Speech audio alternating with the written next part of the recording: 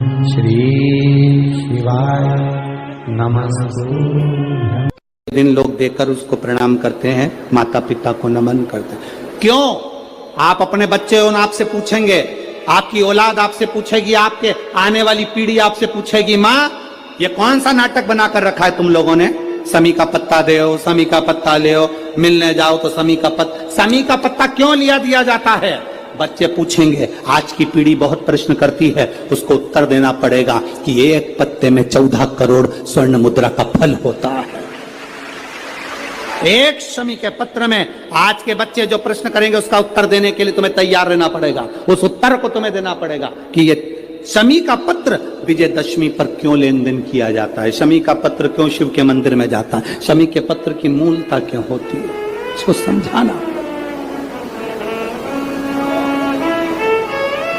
एक शमी पत्र में वो फल है। और केवल यही नहीं, शमी के वृक्ष के नीचे, बेलपत्री के वृक्ष के नीचे अगर भूल से भी बच्चा, बूढ़ा, कोई व्यक्ति एक पार्थिव शिवलिंग का निर्माण कर लेता है, भूलवश भी उस पे जल समर्पित कर देता है, भूलवश भी उसके भाव से पुष्प या शमी पत्र या बेलपत्र भी चढ़ा देता है, तो वो इस संसार में कहीं ना कहीं सुख भोगता ही है, उसके जीवन में दुख नहीं। शमी पत्र की मूलता 33 कोटि देवता तुम्हारी किस्मत में जो लिखा है वो देंगे।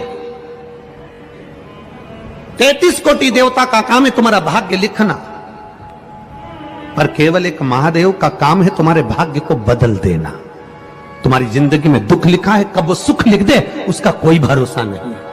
ये सिर लोग महादेव की पिंडी को लगा देते हैं, ये सिर महादेव के शिवलिंग को लगा देते हैं। क्यों लगा देते हैं? क्यों?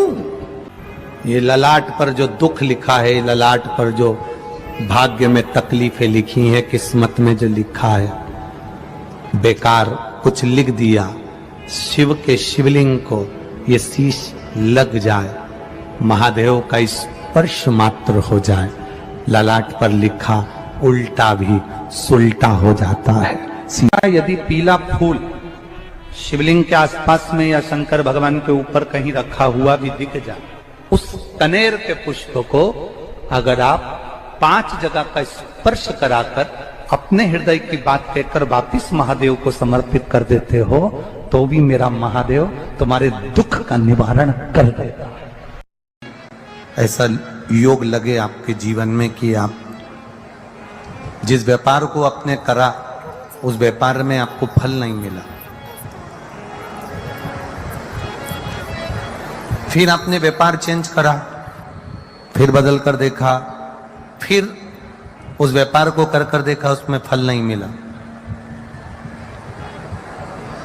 फिर आपने वापिस व्यापार को बदलने का विचार किया, तो हमारा निवेदन रहेगा उस व्यापार को बदलने से पहले एक काम जरूर कर देखो। 3 स्थान पर बेलपत्र को चढ़ाकर देखिएगा। अगर आपको लगे कि मैंने व्यापार बदल लिया, एक बार बदला, कई लोग ऐसे भी होते हैं जो पैसा इकट्ठा करते हैं, धन एकत्रित करते हैं, और कोई व्यापार ऐसा कर लेते हैं जिस व्यापार में धन चले जाता है तो वो धन वापिस नहीं आता, महाराज वो व्यापार का धन वापिस नहीं आता है, तो बड़े दुखी होता है कि भाई मेरा गया हुआ पैसा नहीं आ रहा, मैं बड़ा कष्ट में हूं, मेरा खुद का ही आ जाए ना तो मैं निहाल हो जाऊं, मेरा अपना ही नहीं आ रहा जो गया हुआ है, तो मैं क्या वर्णन करूं उसको, क्या उनके लिए भी ये प्रयोग, ये शिव विद्येश्वर संहिता का ये भाव बड़ा सुंदर है हमारा। आप व्यापार पर व्यापार बदल कर देख लिए, धन भी हमारा कहीं डूब गया, आ नहीं रहा है, तो प्रयास करना 3 स्थान पर चढ़ाई गई बेलपत्र हमें सुख का अनुभव करा देती है। बहुत ध्यान लगाइए। पहला, अशोक सुंदरी की जगह। अब ये बेलपत्र जब भी आप चढ़ाएंगे तो रविवार की अगर प्रदोष पड़ जाए, कौन से दिन? रविवार की प्रदोष के दिन ये प्रयोग अवश्य कर देखिएगा। ज्यादा बार नहीं करना है, केवल एक ही बार करना, बाबा स्वयं कृपा करेगा। अपने मंदिर में, अर्थात अपने घर के पास कोई मंदिर हो, शिवालय हो, देवालय हो, जहां शंकर भगवान विराजमान हो, शिवलिंग हो, ऐसी जगह पर अवश्य करें। हमें कहीं दूर जाकर ये प्रयोग नहीं करना है, अपने अपने शिवालय, अपने जो घर के आसपास में शिवालय हो वह। एक बेलपत्र अशोक सुंदरी वाली जगह, अब उसको अशोक सुंदरी की जगह पर भी चढ़ाने का तरीका क्या है?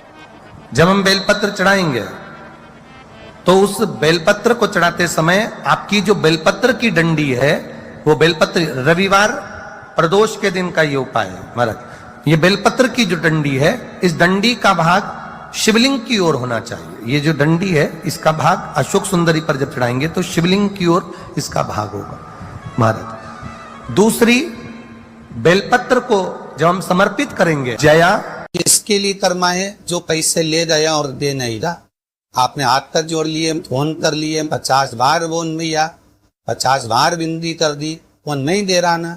आप उसके लिए भस्म का लिंग तैयार कर कर उसका पूजन, उसका स्मरण कर कर उससे विनती कर, बाद में उसी का विसर्जन उसी वृक्ष के नीचे जयलाल कर धीरे धीरे नाम स्मरण कर कर छोड़।